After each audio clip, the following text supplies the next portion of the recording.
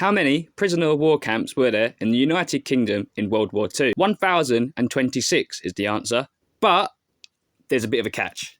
It's also important to consider that a lot of prisoners of war were not living in proper structured buildings like Nissen huts. This didn't happen on the whole till around 1943, if not later.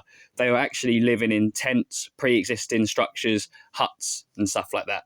Anything they could find, basically. British POW camps were not just around the UK, they were also around the world in British territory, such as Bermuda and Egypt. Subscribe for a video on that. Unfortunately, very few lists of prisoner of war documentation exists or have survived, and documentation providing biographical information is equally scarce, and as such it is hard to obtain a definitive answer. This isn't helped by a lot of duplicating camp numbers, and renumbering of camp numbers appears on the list of 1,026 prisoner of war camps in the United Kingdom. The reason the British did this was for security reasons. The British were unwilling to release camp information due to the fear of possible parachute raids from German Fallschirmjägers to release German prisoners of war on British soil. And this is backed up from archives at the National British Archives, or National Archives.